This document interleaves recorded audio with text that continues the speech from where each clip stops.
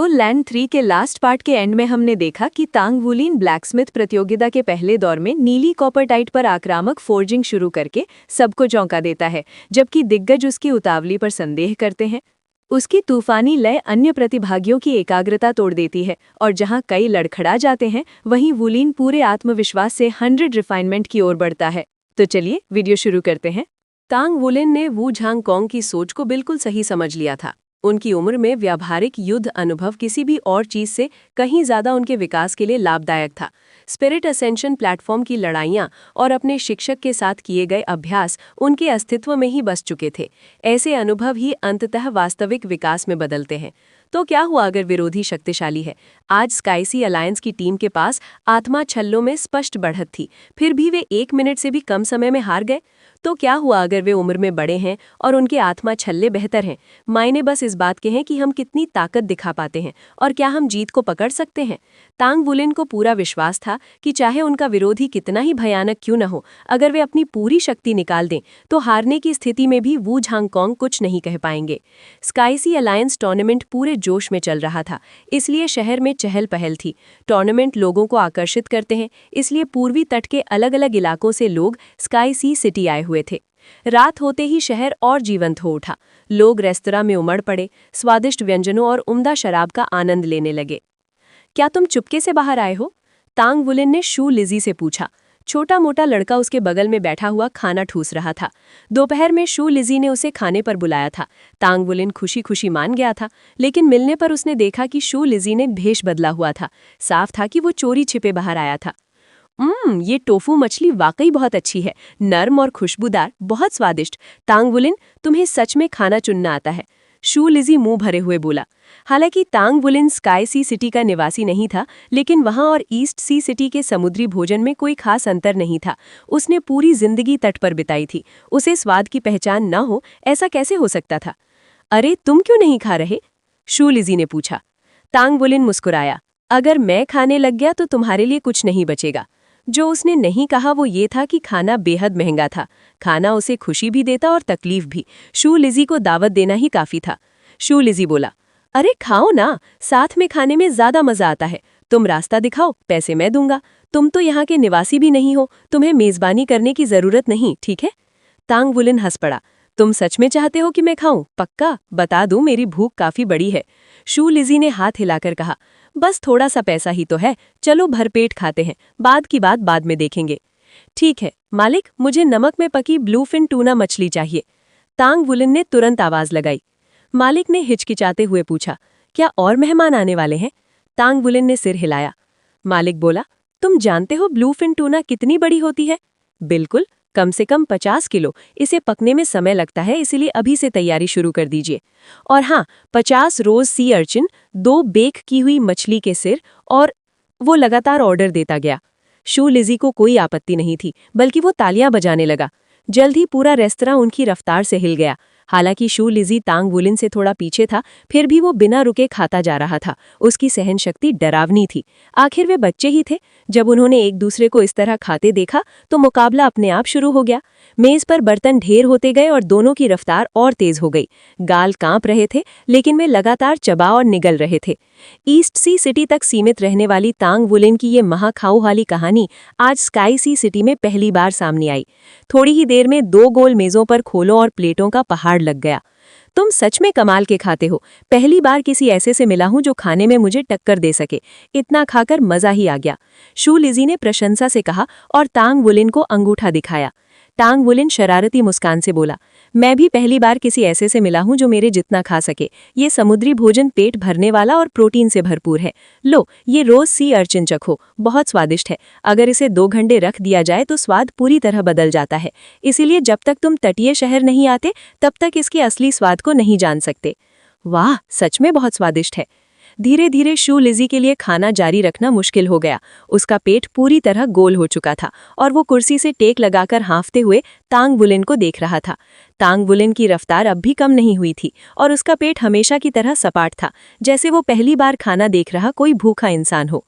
मैं और नहीं खा सकता, तुम कमाल हो, मैं हार मानता हूँ। अब से मैं तुम्हें बड़े भैया कहूंगा, शू लिजी ने पेट थपथपाते हुए कहा। उसका चेहरा संतोष और सम्मान से भरा था। आहा, तो तुम यहाँ हो? उसी पल एक जानी पहचानी आवाज ने उस मीठे माहौल को चाकू की तरह चीर दिया। खाना खाते हुए ही तांग बुलिन ने सिर घुमाया और देखा कि गुस्से से भरी ये शिंगलान अंदर घुस आई है। वो सीधे शू लिजी की ओर बढ़ी। बड़ी बहन शिंगलान, मुझे मत मारो, मुझे पता है मैं गलत हूँ, लेकिन मैंने बहुत अच्छा खाया है। अगर मारा तो सब उलट दूंगा, वो बर्बाद हो जाएगा। ये सच में बहुत स्वादिष्ट है, क्या तुम भी खाना चाहोगी? उसकी बात सुनकर ये शिंगलान का गुस्सा थोड़ा कम हुआ। ये लड़का सच में एक महाखाऊ है। लेकिन जब उसकी नज़र मेज पर पड़ी तो वो लगभग उछल पड़ी। क्या यहाँ पूरी सेना खाने आई थी?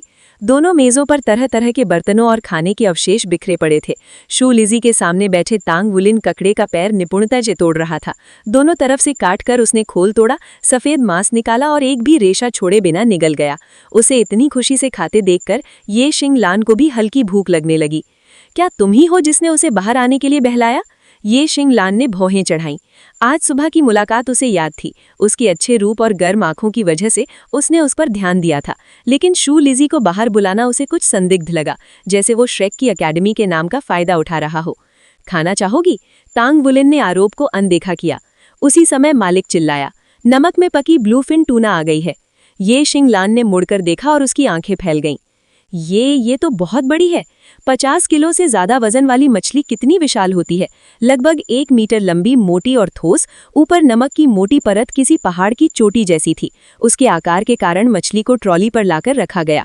अब मालिक पूरी तरह आश्वस्त था कि ये दोनों सच में पूरी ब्लूफिन टूना खा सकते हैं। प्लेटों का पहाड़ इसका सबूत था।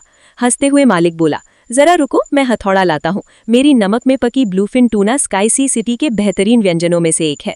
तांग वुलिन मुस्कुराया, कोई जरूरत नहीं, मैं कर लूंगा। वो टूना के पास गया। अंदर का मांस जूसी और मुलायम रहे, इसके लिए मोटी नमक की परत जरूरी थी। इतनी बड़ी मछली के लिए कम से कम 1 सेंटीमीटर मोटी परत चाहिए थी। अब तक तो शाम भी ढल चुकी थी। इतनी मोटी परत को तोड़ने के लिए आम आदमी को हथौड़ा चाहिए, लेकिन तांग वुलिन के लिए ये कुछ भी नहीं था। एक चमक के साथ उसका भारी चांदी का हथौड़ा प्रकट हुआ और उसने नमक की परत पर वार किया। धाम! कमरे में भारी आवाज गूंजी। दरार फैल गई। 2 और वारों में पूरी परत टूट गई। तांग वुलिन ने हथौड़ा वापस रखा और हाथों से नमक हटाया। नीचे से मुलायम सफेद मांस दिखा और तीव्र खुशबू चारों ओर फैल गई। इसे देखकर शू लिजी उछलकर खड़ा हो गया। तुमने पहले क्यों नहीं बताया? मैं अभी बहुत ज्यादा भरा हुआ हूँ। नहीं, ऐसा खत्म नहीं हो सकता। मैं थोड़ा व्यायाम करके आता हूँ। तुम इसे मेरे बिना खत्म मत करना, मैं कुछ ही मिनटों में लौटता हूँ। वो लड़खड़ाते हुए बाहर भागा। तांग वुलिन ने शांति से एक साफ प्लेट ली और चाकू से अपने लिए मांस का बड़ा टुकड़ा काटा। बैठने ही वाला था कि सामने खड़ी लड़की उसे याद आई। बचपन में नायर की देखभाल की आदत के कारण उसने एक और प्लेट ली और उसे थमा दी। तुम भी क्यों नहीं खा लेती? असल में इतनी विशाल ब्लूफिन टूना देखकर ये शिंगलान पहले ही स्तब्ध हो गई थी। इतनी बड़ी मछली उसने पहली बार देखी थी, ऊपर से बेहतरीन पकाने की कला। वो भले ही अपने साथियों से ज्यादा मजबूत और संयमी थी, लेकिन आखिर वो 10 साल की बच्ची ही थी। वो इस स्वादिष्ट भोजन के आकर्षण से बच नहीं पाई। ठीक है, उसने बिना झिझके प्लेट ली, पास से एक साफ कांटा उठाया, शू लिजी की सीट पर बैठी और खाना शुरू कर दिया। तांग वुलिन मुस्कुराते हुए टूना मछली के सिर के पास पहुंचा और उस पर जमी नमक की परत को हटाया, जिससे नीचे का नाजुक मांस दिखाई देने लगा। उसने गाल की हड्डियों के बीच चाकू फिसलाया और एक ही गोलाकार वार में अपनी हथेली जितना बड़ा मांस का टुकड़ा काटकर दूसरी प्लेट में रख दिया। उसने प्लेट ये शिंगलान की ओर बढ़ाई। इसे चखो, यही मछली का सबसे बेहतरीन हिस्सा है। ब्लूफिन टूना गहरे समुद्र में तैरती है, इसलिए इसमें बहुत सारा कोलेजन होता है और ये हिस्सा इससे भरपूर होता है। कोलेजन जब इसके मुलायम मांस के साथ मिलता है तो जुबान पर स्वाद फूट पड़ता है। प्लेट थमाने के बाद उसने अपने लिए भी एक और टुकड़ा काटा। मुस्कान के साथ वो बैठ गया और खाने लगा। ऐसी निश्चिंत लुत्फअंदाजी से मन में एक अद्भुत सुख उमड़ आया। वाकई बहुत स्वादिष्ट है, ये शिंगलान ने मन ही मन सोचा। जब वो उस रेशमी मांस का आनंद ले रही थी, उसने चोरी छिपे तांग वुलिन की ओर देखा। ये लड़का इतना अच्छा कैसे हो सकता है? जरूर कुछ छिपा रहा होगा। मुझे इससे सावधान रहना चाहिए। लेकिन मछली तो इतनी लाजवाब है, पहले खा लूं फिर उससे निपटूंगी। दोनों पेट भर भर कर खाते रहे। ये शिंगलान की एकमात्र असंतुष्टि ये थी कि तांग वुलिन ने एक बार भी सिर उठाकर उसकी ओर नहीं देखा। वो खाने में पूरी तरह डूबा हुआ था। उसे लगता था कि शू लिजी ही सबसे बड़ा पेटू है, लेकिन आज तांग वुलिन ने ये धारणा तोड़ दी। इस मामले में वो शू लिजी से भी कहीं आगे निकल गया था। ये सचमुच डरावना था।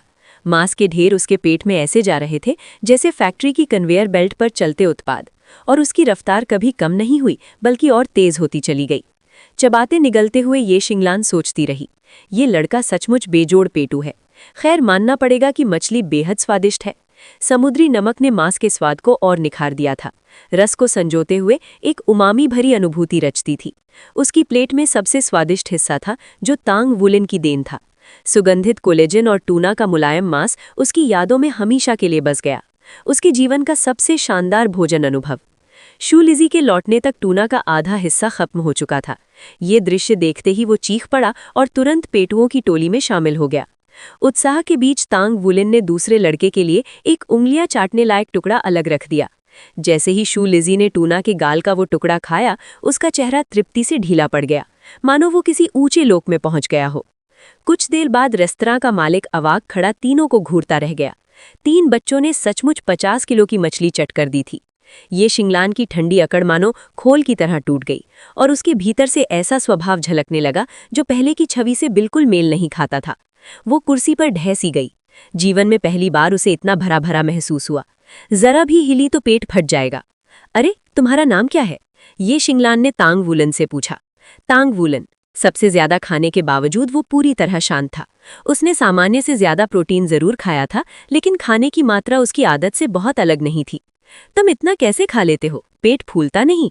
ये शिंगलान ने अविश्वास से पूछा। तांग वुलन खिलखिलाया। एक राज बताऊं? असल में मेरे पेट में एक ड्रैगन है, वही सारा खाना खाता है। उसकी आधी सच्चाई सुनकर शू लिजी और ये शिंगलान ठिठक गए। पेट में ड्रैगन? वो कैसे पहुंचा? शू लिजी ने पूछा। तांग वुलन ने कंधे उचका दिए। मुझे नहीं पता, मैं इसी के साथ पैदा हुआ था, इसी वजह से मैं इतना खा पाता हूँ। वैसे आज तुम्हारा मैच कमाल का था, पलक झपकने में तुम लोग जीत गए। ये कहते ही शू लिजी के चेहरे पर गर्व चमक उठा। जरूर, हम श्रेक से हैं, हम हमेशा बेमिसाल रहे हैं। इन शब्दों ने जैसे ये शिंगलान की चौकस इंद्रियों को छेड़ दिया। उसने मेज के नीचे से मोटे लड़के की टांग पर लात मारी और तांग वुलिन की ओर झुककर कहा, हम जा रहे हैं, बिल तुम चुका देना। मैंने पहले ही कहा था, दावत मेरी तरफ से। शू लिजी अपने शब्दों का पक्का था। ये शिंगलान ने उसे घूरा। तुम्हारे पास पैसे हैं? शू लिजी हक्का बक्का रह गया। मैं ये कैसे भूल गया? तांग वुलन निशब्द रह गया। क्या ये थोड़ा और भरोसेमंद नहीं हो सकता? अगर पहले पता होता तो इतना ना खाता। ऐसा चेहरा क्यों बना रहे हो? ये शिंगलान ने तांग वुलन के जमे चेहरे पर घूरते हुए कहा। तुम्हें पता होना चाहिए, हमें दावत देना एक सम्मान है। क्षण भर की हैरानी के बाद तांग वुलन ने सिर हिलाया। हाँ, सचमुच सम्मान है। तुम लोग बैठो, मैं बिल निपटा देता हूँ। ये कहकर वो उठा और चला गया। लाउंज में बैठे होने के कारण उसे सामने के काउंटर की ओर जाना पड़ा। उसके ओझल होते ही ये शिंगलान ने शू लिजी के सिर पर थप्पड़ मारा। तुम चुपके से क्यों निकल आए? वापस जाकर देखना मैं तुमसे कैसे निपटती हूँ। शू लिजी ने नाराज चेहरा बनाया। बड़ी बहन शिंगलान, मुझसे गलती हुई, लेकिन क्या तुमने भी मजे से नहीं खाया? जब सब ठीक रहा तो मुझे क्यों मार रही हो? ये शिंगलान ने ठंडे स्वर में कहा। हम श्रेक से हैं, तुम्हें क्या लगता है कितने लोग हमारे पीछे चालें चलते हैं? मुझे नहीं लगता तांग वुलन भला है, जरूर किसी मकसद से पास आया होगा। कुछ पल के झपकने के बाद शू लिजी बोला, ऐसा नहीं हो सकता। पहली बार मिले थे तब उसने मुझे सूखी मछली दी थी, तब उसे नहीं पता था मैं किस एकेडमी से हूँ। ये शिंगलान के होठों के कोने फड़कने लगे। तुम इतने यकीन से कैसे कह सकते हो? मुझे लगता है स्काईसी अलायंस तुम्हारे ऊपर नजर रखे हुए है और पास आने की योजना बना रहा है। अगर विश्वास नहीं है तो इंतजार करो, वो लौटते ही हमसे और नजदीक आने का कोई नया तरीका ढूंढेगा। शू लिजी ने उस दिशा में देखा जहां तांग वुलिन गया था। हाँ, उसे आए देर नहीं हो गई? ये शिंगलान ने तिरस्कार से कहा। इतना खाने के बाद शायद शौचालय गया होगा। ओह, और 15 मिनट बीत गए फिर भी तांग वुलिन नहीं लौटा। शौचालय में भी कितना समय लगा रहा है? इतना खाया है तो निकलेगा भी ज्यादा। शू लिजी बुदबुदाया। जाकर देखो, ये शिंगलान ने आदेश दिया। उसके भीतर तूफान उमड़ रहा था। उसे इसलिए जोर दिया था क्योंकि उसके पास भी पैसे नहीं थे। श्रेक का प्रतिनिधित्व करने आई थी, इसलिए नकद साथ नहीं लाई थी। थोड़ी देर बाद शू लिजी हांफता हुआ लौटा। माँ, मुझे वो नहीं मिला। बड़ी बहन शिंगलान, लगता है वो चला गया। ये सब तुम्हारी रूखेपन की वजह से हुआ। शायद उसने बिल चुका दिया और निकल लिया। देखा, मैंने कहा था, वो पास आने की कोशिश नहीं कर रहा था। ये ढीला छोड़कर पकड़ना कहलाता है, समझे? चलो चलते हैं। वो शू लिजी के साथ उठी और चल पड़ी। अरे तुम दोनों बच्चे, रुको, क्या बिल नहीं चुकाओगे? मालिक आकर उन्हें रोक लिया। होटल लौटते समय ठंडी समुद्री हवा चेहरे से टकराई तो तांग वुलिन का मन खिल उठा। बिल की बात है, अगर शू लिजी ने देने का वादा न किया होता तो वो ऐसा न करता। आखिरकार ये काफी महंगा खाना था। उसे विश्वास था कि श्रेक एकेडमी के छात्र पैसे की कमी में नहीं होंगे। जिस बात ने उसे सचमुच खिन्न किया वो ये थी कि ये शिंगलान ने उससे फायदा उठाने की कोशिश की और उसे बहुत हल्के में लिया, जैसे उसके साथ खाना कोई एहसान हो। अगर उसकी नज़र में यही है तो फिर वही बिल चुकाए। मैं अपने पैसे बचाऊंगा, ये सोचकर उसने आंखें घुमा ली। इसी वजह से तांग वुलिन ने बिना हिचक तुरंत निकल जाना ठीक समझा। जो मुझे नीचा दिखाते हैं उन श्रेक एकेडमी के छात्रों की चापलूसी में क्यों करूं? अगर दोस्ती नहीं चाहिए तो दूरी ही सही। स्वाभाविक ही तांग वुलिन की अपनी एक मर्यादा थी और उसने बिल का अपना हिस्सा 1/3 अदा कर दिया। आज उसने खूब मनमानी की थी, इसलिए होटल पहुंचते ही ध्यान में बैठ गया। बेशक उसने शू लिजी का नंबर अपने सोल कम्युनिकेटर में ब्लॉक करना नहीं भूला। वो कोई झंझट नहीं चाहता था। वो दिखावा करेगा कि उनसे कभी मिला ही नहीं। असलियत में और तांग वुलिन को अनजान ये शिंगलान की घमंडी नजर ने उसके भीतर का अभिमान जगा दिया। अगले दिन भोर के पहली किरणों के साथ ही तांग वुलिन ब्लैकस्मिथ एसोसिएशन के प्रतिनिधि मंडल से मिलने निकल पड़ा। ब्लैकस्मिथ प्रतियोगिता ही टूर्नामेंट की शुरुआत थी। उसमें भाग लेने के बाद उसे तुरंत व्यक्तिगत मुकाबले में पहुंचना था और उसके बाद दोपहर में टीम बैटल थी। तांग वुलिन का कार्यक्रम ठसाठस भरा हुआ था, इसलिए समय गंवाने की कोई गुंजाइश नहीं थी। पर्पल डेमन आइस का अभ्यास करने और भरपेट नाश्ता करने के बाद वो फौरन सेन युए को ढूंढने निकल पड़ा। छाती पर एक 6ठे दर्जे के ब्लैकस्मिथ का बैज लगाए सेन युए ने ब्लैकस्मिथों के जुलूस का नेतृत्व किया, मानो मुर्गी अपने चूजों को ले जा रही हो। सबसे छोटे होने के कारण तांग वुलिन और मूशी कतार के पीछे खड़े थे। सीनियर शिष्या बहन, क्या हमें बैज पहनना जरूरी है? तांग वुलिन ने धीमे से पूछा। मूशी इस समय अपना बैज दिखा रही थी। नीले रंग में रंगा हुआ, उस पर 2 चमकते सफेद सितारे जड़े थे, जो उसके द्वितीय श्रेणी के ब्लैकस्मिथ होने का संकेत थे। तीसरी श्रेणी पर पहुंचने पर उसे सांध्य चारंगी रंग का बैज मिलता, जिस पर 3 पीले सितारे होते। हर श्रेणी में ब्लैकस्मिथ के हथौड़े की आकृति समान रहती थी। चौथी श्रेणी के ब्लैकस्मिथ के रूप में तांग वुलिन का बैज नारंगी था और उस पर 4 पीले सितारे थे। ओह सही, पापा ने कहा था कि तुम्हें बताऊं, तुम्हें अपना बैज नहीं पहनना है। अगर संभव हो तो चौथी श्रेणी का होना छिपाए रखना। वे बस चाहते हैं कि तुम शीर्ष 3 में जगह बना लो, ताकि भविष्य की उन्नत प्रतियोगिताओं के लिए योग्य बन सको। मूशी ने आवाज़ धीमी रखते हुए उत्तर दिया। जेंग तियानलिन उनकी ओर मुड़ा और मुस्कुराया। जूनियर शिष्या मूशी, तुम्हें अभी भी अपनी रैंकिंग की चिंता है? चलो बाद में स्काईसी सिटी की समग्र ब्लैकस्मिथ प्रतियोगिता में मुकाबला करेंगे। जेंग तियानलिन के बोलते ही लड़की का घमंडी भाव सपने की तरह गायब हो गया। उसकी कोमल भौहों पर आई शिकन ढलकर एक सौम्य मुस्कान में बदल गई। काफी मनोहर। मूशी बोली, ठीक है, शुभकामनाएं सीनियर शिष्य भाई। जेंग तियानलिन के गुरु ईस्ट सी ब्लैकस्मिथ एसोसिएशन के दूसरे सेंट ब्लैकस्मिथ थे और साथ ही उपाध्यक्ष भी। हालांकि वे 7वीं श्रेणी के ब्लैकस्मिथ थे, इसलिए उनकी शक्ति मूचेन से थोड़ी कम थी। उसकी प्रतिभा को मानते हुए मूचेन ने पहले जेंग तियानलिन को कुछ मार्गदर्शन दिया था। इसी कारण मूशी उसे सीनियर शिष्य भाई मानती थी। जेंग तियानलिन हंसा और तांग वुलिन की ओर नजर डाली। हम इस बच्चे को क्यों ला रहे हैं? दुनिया दिखाने के लिए? वैसे भी क्या ये अपनी उम्र में फॉर्जिंग हथौड़ा उठा भी सकता है? तांग वुलिन ने मन ही मन उसे कोसा। खुद को बढ़ा चढ़ाकर दिखाने के लिए मुझे नीचा दिखाने की जरूरत नहीं थी। नाराज होने के बावजूद उसने चुप्पी साधे रखी। वो अपने गुरु के लिए परेशानी नहीं खड़ी करना चाहता था। मूशी ये सहन नहीं कर सकती थी। भले ही वो अक्सर उसे तंग करती थी, फिर भी तांग वुलिन उसके पिता के व्यक्तिगत मार्गदर्शन में था। ठंडी फुंकार से वो बोली, सीनियर शिष्य भाई, क्या आप मेरे पापा के निर्णय पर सवाल उठा रहे हैं? वुलिन मेरे पापा का प्रत्यक्ष शिष्य है। अब भी लगता है कि वो हथौड़ा नहीं उठा सकता? जेंग तियानलिन अवाक रह गया। उसे उम्मीद नहीं थी कि तांग वुलिन मूचेन का शिष्य होगा। संभलने के बाद उसकी आंखों में ईर्ष्या बिजली की तरह चमकी। मूचेन महाद्वीप के ब्लैकस्मिथ जगत की एक महान हस्ती थे। छिपे हुए लोगों को मिलाकर भी सेंट ब्लैकस्मिथ दर्जन भर से अधिक नहीं थे। इसी तरह 8वीं श्रेणी के ब्लैकस्मिथ कुल मिलाकर 4 ही थे। ये मानना हास्यास्पद था कि 10 साल का ये लड़का मूचेन का प्रत्यक्ष शिष्य है, वही मूचेन जिसने कई वर्षों से किसी को शिष्य नहीं बनाया था। जेंग तियानलिन के विचारों में ये महान व्यक्ति केवल अपनी बेटी को ही संवारना चाहता था। असंभव, तुम तो एक छोटे बच्चे जैसे लगते हो। खैर, तुम्हारा प्रदर्शन देखने का इंतजार रहा। जेंग तियानलिन के होठों पर बनावटी मुस्कान आई, मगर उसकी आंखों में शत्रुता साफ झलक रही थी। ये आदमी ऐसा क्यों कर रहा है? मुझे याद नहीं कि मैंने कभी उसे नाराज किया हो। तांग वुलिन हैरान था, लेकिन जल्द ही उसे समझ आ गया कि उसका गुरु उसे कैसे बचा रहा था। उसे जो काम सौंपे जाते थे वो एक विशेष माध्यम से आते थे, ताकि ईर्ष्यालु नजरों से उसे बचाया जा सके। इस समस्या का एक ही समाधान है, मुझे और मजबूत बनना होगा। जब मैं पर्याप्त शक्तिशाली हो जाऊंगा तब दूसरों की ईर्ष्या की परवाह ही क्या। ब्लैकस्मिथ प्रतियोगिता स्काईसी स्टेडियम के पास एक छोटे जिम में आयोजित की गई थी। अंदर कदम रखते ही तांग वुलिन का दिल नवजात बछड़े की तरह धड़कने लगा। नजर जहां तक जाती 100 से अधिक फॉर्जिंग टेबल लगी थी। वे सभी नवीनतम पीढ़ी की थी। उनकी खूबियां उसके सामान्य उपयोग वाली टेबल से कहीं बेहतर थी। इस तकनीक का उसका पिछला अनुभव एसोसिएशन की उन्नत टेबलों से ही था। भले ही स्काईसी अलायंस में शक्तिशाली व्यक्तियों की कमी थी, पर उसकी आर्थिक शक्ति अजबरदस्त थी। दर्शक दीर्घा में ज्यादा लोग नहीं थे। आम जनता की नज़र में ब्लैक स्मिथिंग ना तो रोचक थी और न ही महत्वपूर्ण। लोग सोल मास्टर की लड़ाइयों, मेका निर्माण और अन्य रोमांचक चीज़ों की ओर ज्यादा आकर्षित होते थे। सामान्य लोगों की नज़र में फॉर्जिंग एक नीरस और उबाऊ काम था। मूचेन की हैसियत को देखते हुए ये आयोजन उनके आने लायक नहीं था। फिर भी मंच पर ऐसे ब्लैकस्मिथ थे जिन्हें तांग वुलिन पहचानता नहीं था, और सबसे आश्चर्यजनक बात ये थी कि वे सभी 5वीं श्रेणी या उससे ऊपर के ब्लैकस्मिथ थे। सेन युए ने पहले ही समझा दिया था कि पहले दौर में 100 रिफाइनमेंट्स में दक्षता जांची जाएगी।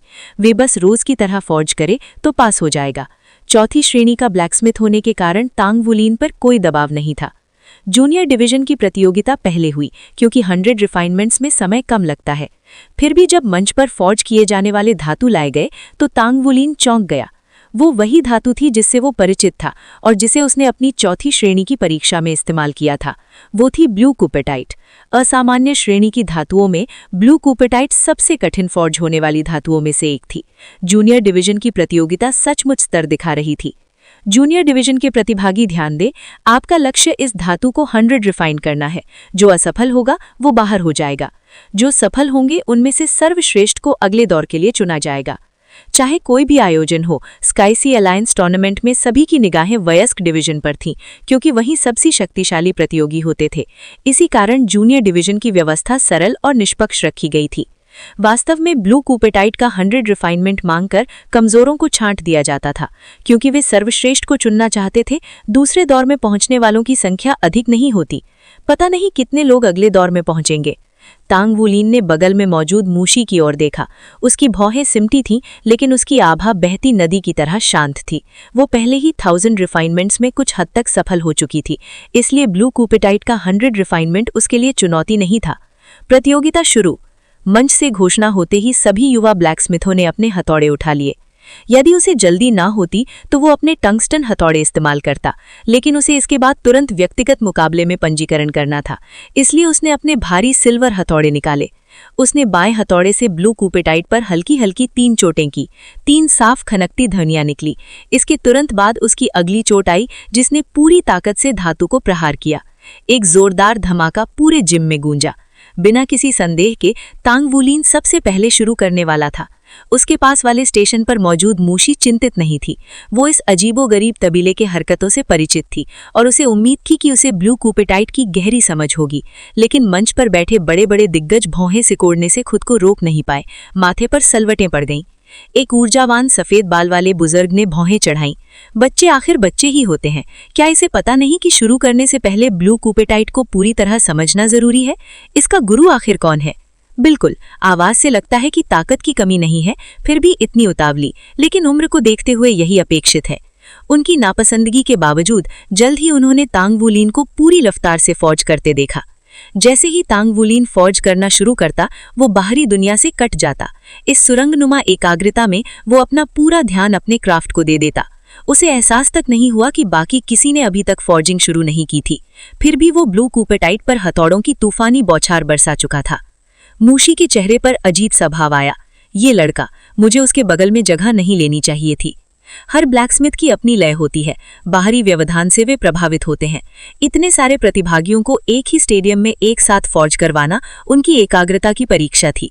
अगर मूशी तक विचलित हो रही थी तो बाकी के पास वाले ब्लैकस्मिथों का क्या हाल होता? तांग वुलिन के हथौड़े हवा की तरह तेज थे। हर वार में 600 किलोग्राम से अधिक बल था। हर चोट के साथ एक गूंज उठती, ध्वनि तरंगे हवा को चीरती चली जाती। मूशी रुकी और पालथी मारकर बैठ गई, समय का इंतजार करने लगी। हालांकि प्रतियोगिता की समय सीमा थी, वो जानती थी कि तांग वुलिन जल्द ही अपना 100 रिफाइनमेंट पूरा कर लेगा। बेहतर है कि वो तब तक प्रतीक्षा करे ताकि उसकी फॉर्जिंग से उसकी एकाग्रता प्रभावित ना हो। मूशी तो संयम बनाए रख सकी, लेकिन अन्य युवा प्रतिभागियों के लिए ये संभव नहीं था। कुछ ने खुद को संभालते हुए फॉर्जिंग जारी रखी। ऐसी अधीरता ही उनका पतन बनी। अंततः तांग वूलिन के प्रभाव से उनकी फॉर्जिंग में दोष उभर आए।